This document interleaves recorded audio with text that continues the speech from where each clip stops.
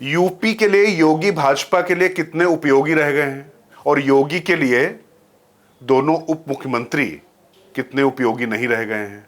अगर इन दो सवालों का जवाब मिल जाए तो आप समझ लीजिए कि भारतीय जनता पार्टी के घमासान की गुत्थी आप सुलझा ले जाएंगे। नमस्कार, मैं हूं राजकिशोर।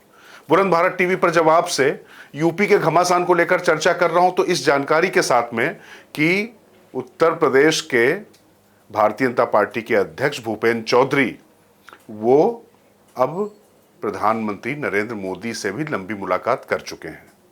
1 घंटे की इस मुलाकात में उन्होंने अपनी क्या क्या बातें कही, क्या क्या रिपोर्ट दी, अब ये तो समय पर पता चलेगा। लेकिन हम जो जानते हैं, हमारे पास जो जानकारी है बुलंद भारत टीवी के पास, उसके मुताबिक उन्होंने साफ साफ लिखा है कि कैसे सीटों पर प्रशासन द्वारा और जो सरकारी मशीनरी द्वारा कैसे सहयोग नहीं किया गया, किन मुद्दों की वजह से हार हुई, सीधे सीधे उंगली योगी आदित्यनाथ के ऊपर उठाई गई है संगठन की तरफ से। और केशव प्रसाद मौर्य जो उप मुख्यमंत्री हैं वो भरी कार्यकारिणी की सभा में योगी के सामने ही गरज चुके हैं कि संगठन सरकार से बड़ा है। वो अलग बात है कि जेपी नड्डा प्रदेश से मिलने के बाद उन्होंने वो ट्वीट हटा दिया, लेकिन जो उन्होंने कहा वो तो कह ही चुके हैं।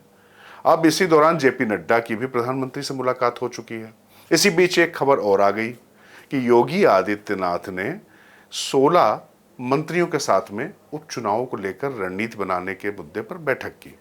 और उस बैठक में चूंकि अब केशव प्रसाद मौर्य तो यहीं दिल्ली में हैं, वो नहीं थे।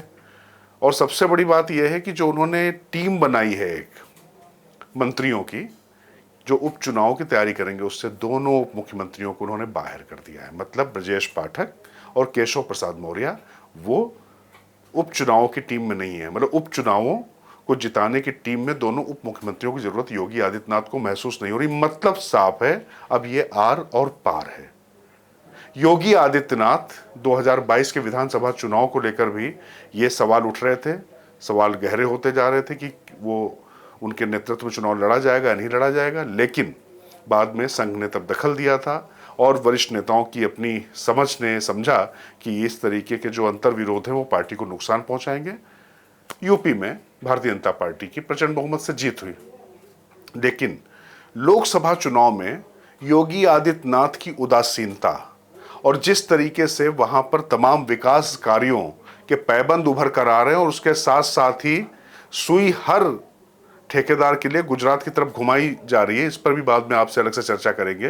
वो साफ साफ नजर आ रहा था कि किस तरीके से योगी आदित्यनाथ और उनके इर्द गिर्द के लोग वो अब बिल्कुल बड़ी लड़ाई के मूड में आ चुके हैं। केशव प्रसाद मौर्य ने जो अपने तेवर दिखाए थे, भूपेंद्र चौधरी ने जो बातें कही थी, उससे स्पष्ट हो चुका था कि निश्चित तौर पर सब कुछ ठीक नहीं चल रहा है। लेकिन अब प्रधानमंत्री के दरवाजे तक बात पहुंच चुकी है।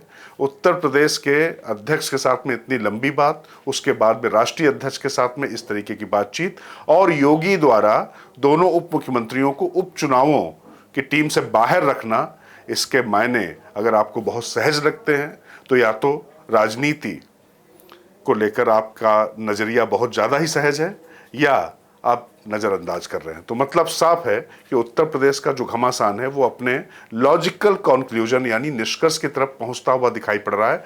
क्या होगा ये देखना दिलचस्प होगा। लेकिन एक बात तय है कि इस पूरी लड़ाई में योगी आदित्यनाथ वर्सेज उत्तर प्रदेश के नेता सिर्फ नहीं बचे हैं, कहीं ना कहीं वो केंद्र को भी जो लगातार वो आंखें तरेरते हुए दिखाई पड़ रहे थे वो भी साफ साफ दिखाई पड़ रहे हैं। अब क्या भविष्य होगा ये देखना दिलचस्प होगा। नमस्कार, मैं राजकिशोर, बुलंद भारत टीवी, ताकत आपकी।